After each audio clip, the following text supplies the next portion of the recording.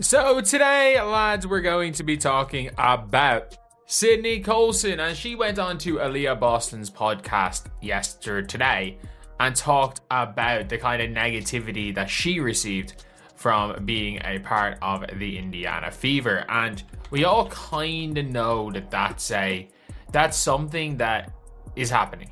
Sydney Colson recently disclosed information that validates everyone's suspicions regarding the Indiana Fever.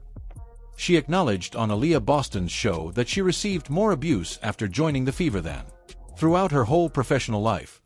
She signed with Indiana, but that was the only reason why people turned against her. Even a seasoned player who has always been well-liked was taken aback by the extreme criticism. Across the league, should WNBA players be subjected to hatred simply for choosing to play for the Indiana Fever? Whether I'm playing, we want things to look like what we want them to look like. And I knew coming into this season, once people started talking, once I was here and experiencing it, like, people had a lot to say. There was a lot of negativity. During his appearance on Aaliyah Boston's podcast, Sydney Colson revealed some shocking facts that the WNBA most likely wishes had remained confidential. Colson candidly discussed the hostility she encountered after signing with the Indiana Fever, and she didn't sugarcoat it. For the first time in her career, she acknowledged that she was actively loathed by people, and the sole explanation was that she joined the Fever group. That's an outrageous admission that validates what the majority of Fever players haven't been prepared to publicly discuss, but they have been struggling with all season. Colson clarified that she knew going into the season that joining the Fever may draw some attention.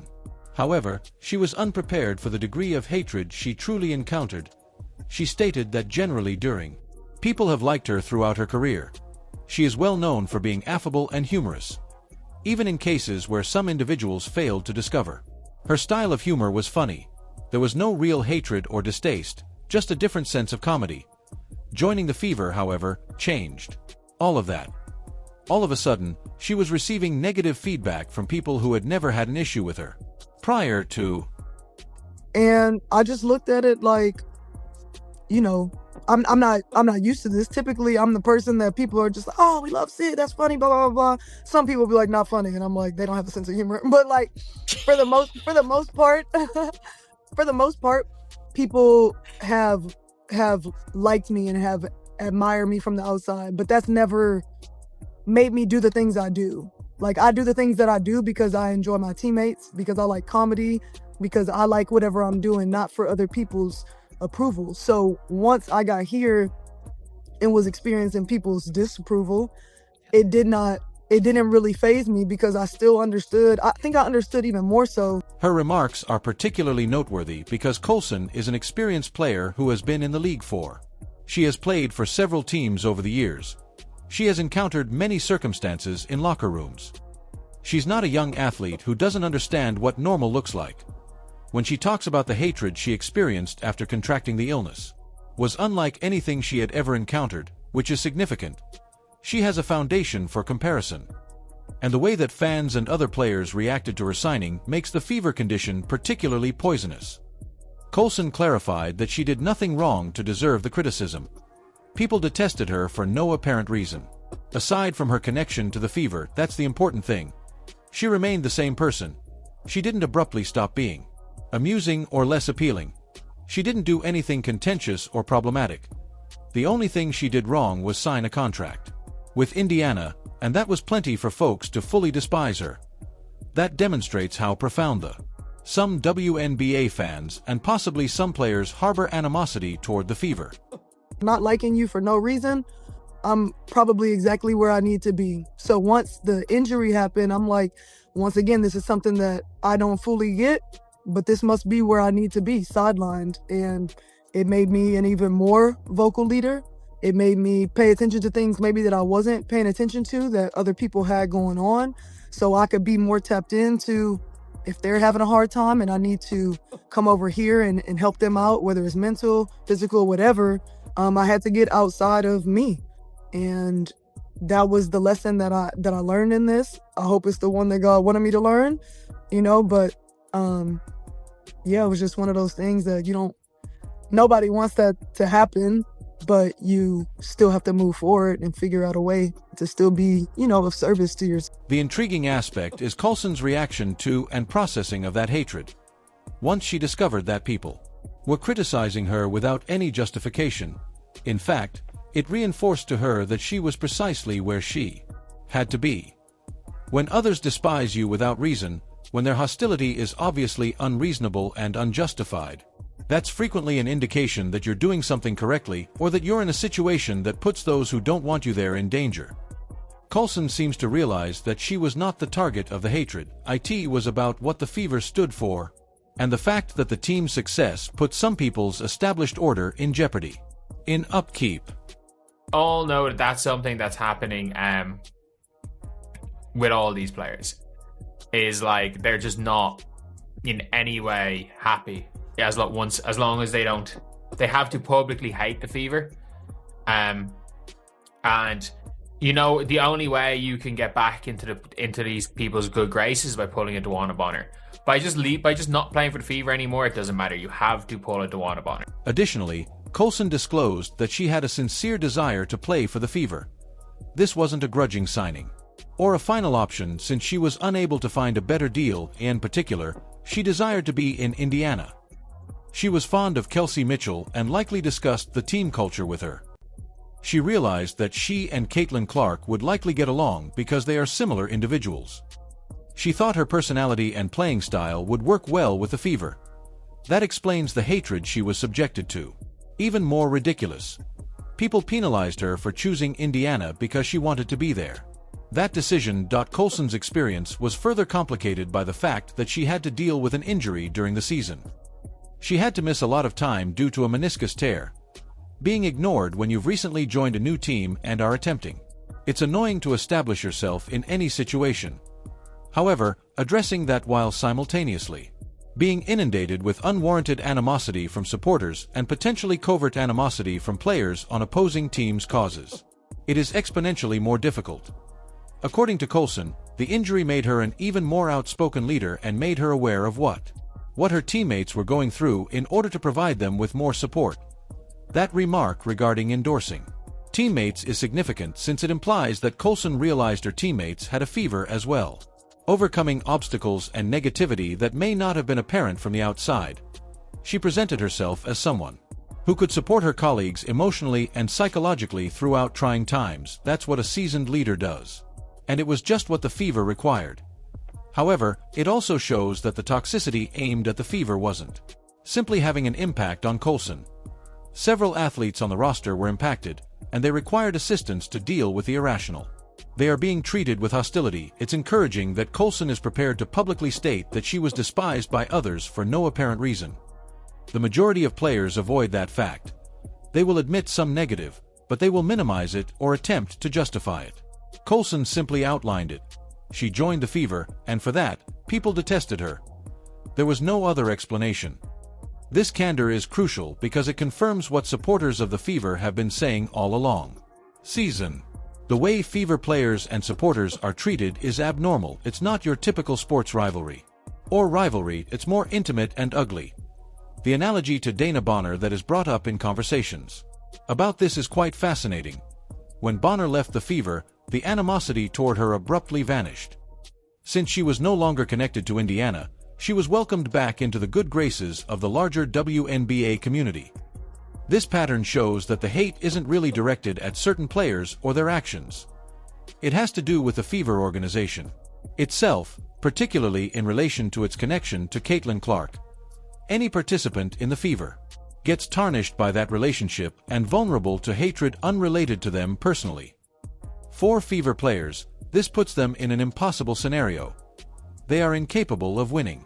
If they succeed on the court, they are accused of taking advantage of favorable treatment or riding Clark's coattails.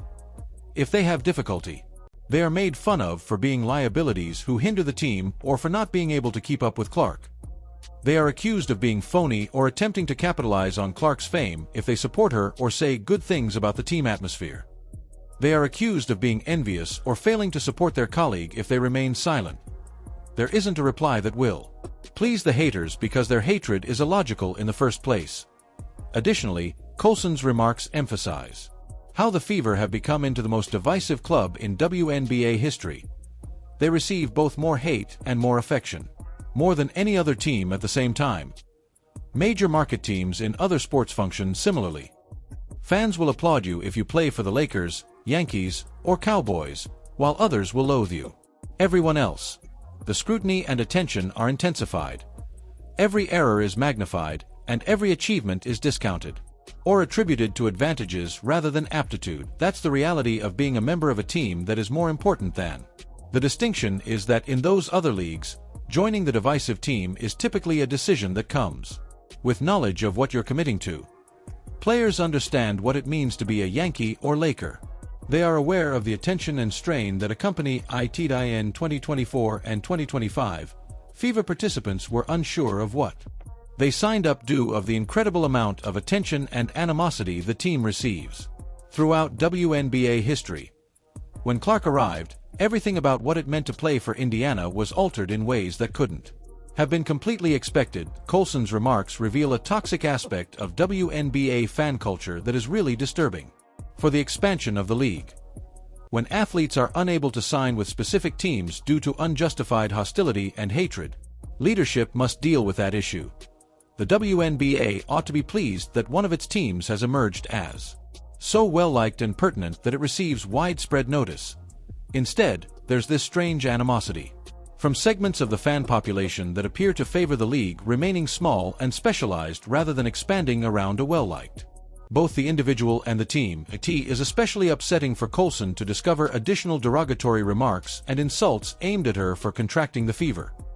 The hatred goes beyond disagreement or criticism of her choices or style of play. It's insults and personal assaults.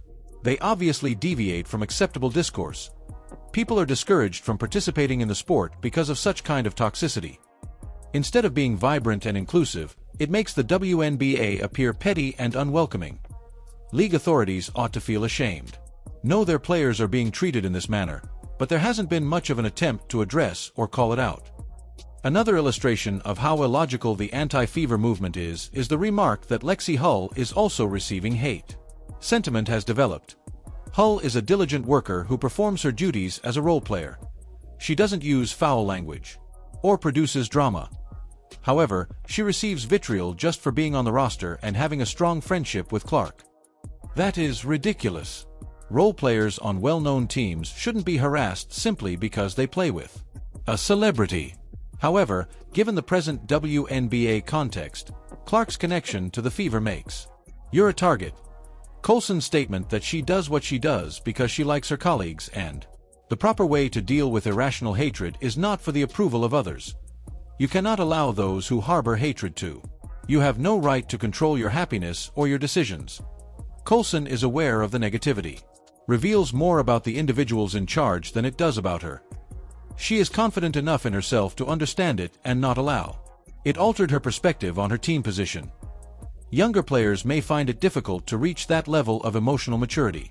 In the same circumstance, based on how the season went, it's true that teams don't respect the Fever and pay for it. Played out.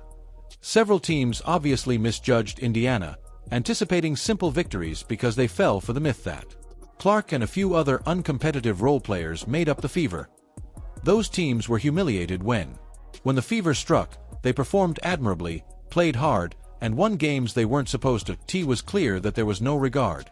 And when teams failed to adequately prepare or take Indiana seriously, it cost them victories. When Clark was hurt and unable to of the lineup, the pattern became even more obvious. Teams that participated and took the sickness seriously prevailed in those games conveniently. Without the top player, teams that thought they would win easily frequently lost because the rest of the team was superior to what people acknowledged. That demonstrates that the Fever were more than a single player. However, the story had already been established, and many teams and supporters refused to change their minds. Even in the face of contradicting evidence. The recommendation on social media to use the following tab instead of the For You page is strong. It is really inappropriate for professional athletes to use random social media remarks about oneself, particularly the day following a game. The algorithm's purpose is to display your level of participation. It frequently entails displaying the most divisive and unfavorable opinions since such produce Replies. If you switch to following, you will only see content from the individuals you have choose to follow, which, instead of being toxic, you may curate to be acceptable or even encouraging.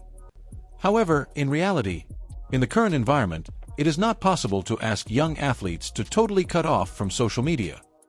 Social media networks are the foundation of their brands. Their social media presence frequently determines their endorsement worth. Involvement and presence, it is required of them to engage with fans and advertise their sponsors on the internet. For more WNBA Business Moves reality checks, please like and subscribe.